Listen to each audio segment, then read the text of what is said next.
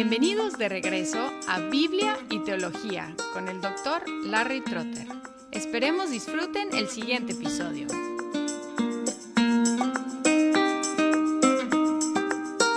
Si Jonás estuviera vivo hoy, después del exitazo de su ministerio en Nínive, regresaría a casa como un predicador celebridad.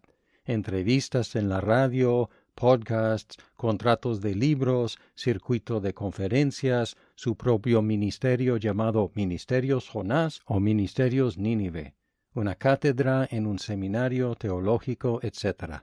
Aún en su contexto, podría haber regresado a su hogar como un héroe, el predicador más exitoso de su generación, tan atrevido que fue hasta Nínive para predicar, excepto por el hecho de que estaba extremadamente enojado por los resultados positivos de su propia predicación.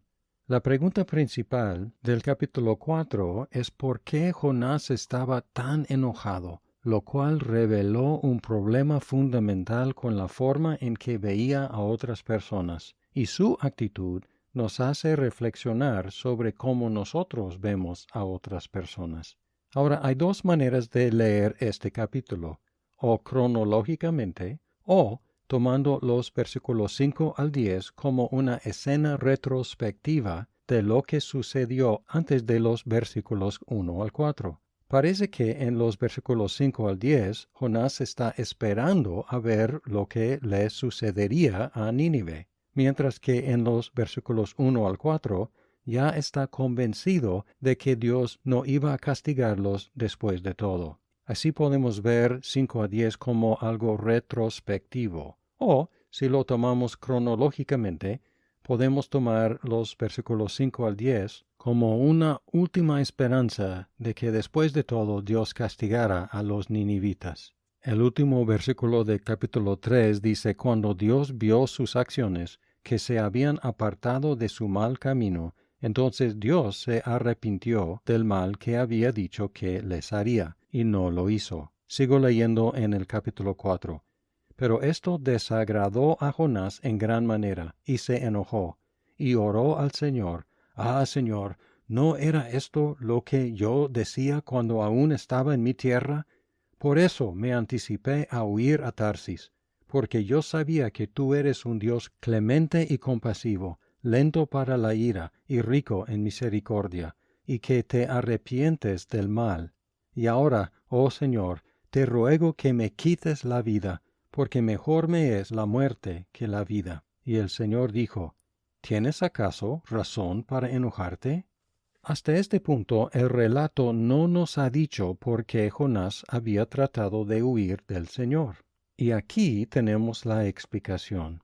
La razón fue porque sabía que Dios es clemente, compasivo, lento para la ira, rico en misericordia, y que se arrepiente de traer desastre.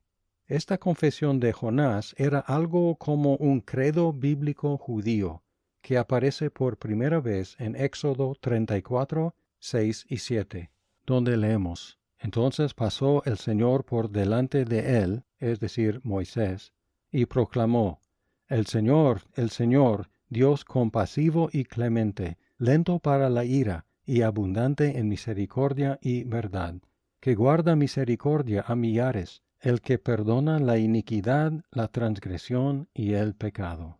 Desde el principio, Jonás había sospechado que Dios lo llamó a Nínive precisamente para salvar a la gente, y él no quería saber nada de eso, mucho menos participar. Después de que Dios perdonó a los ninivitas, Jonás estaba tan enojado que prefirió la muerte a la vida. Antes de juzgar a Jonás con demasiada dureza, podríamos preguntarnos cómo reaccionaríamos si Dios nos enviara a predicar a un grupo que había causado la muerte de algunos seres queridos nuestros, lo cual quizás había pasado en el caso de Jonás. Por supuesto, los ninivitas, siendo parte del imperio asirio, estaban amenazando la existencia de Israel. Luego Dios preguntó a Jonás si tenía algún derecho de estar enojado con Dios por su expresar misericordia a los enemigos de Jonás.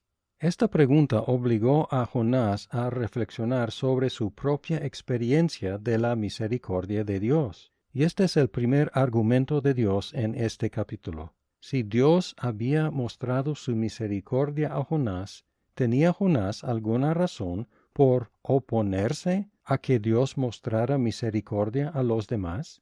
Esta es la misma pregunta para nosotros si hemos recibido la misericordia de Dios. Si la hemos recibido nosotros gratuitamente por medio de Cristo, ¿tenemos derecho de molestarnos cuando Dios muestra misericordia a otros? Pasó una cosa curiosa en la iglesia de un colega mío.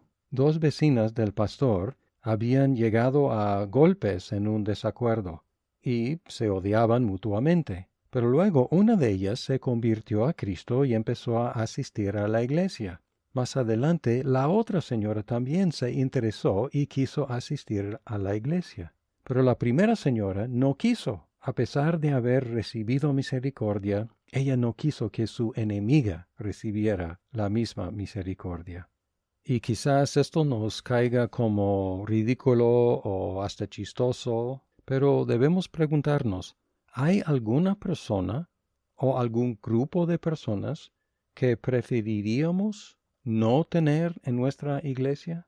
Es decir, si fulano o si fulana empezara a asistir a nuestra iglesia, ¿estaríamos molestos? ¿O si un grupo racial, un grupo socioeconómico, un grupo étnico, un grupo lingüístico, empezara a asistir a nuestra iglesia, ¿estaríamos contentos o molestos? Y como sea, tenemos que reflexionar en lo mismo. Si hemos recibido la misericordia de Dios, no tenemos razón ni tenemos derecho de resentir si Dios muestra misericordia a otros. O para decirlo positivamente, si hemos recibido misericordia de Dios, debemos deleitarnos cuando otros, aunque sean nuestros enemigos, también reciben la misericordia de Dios.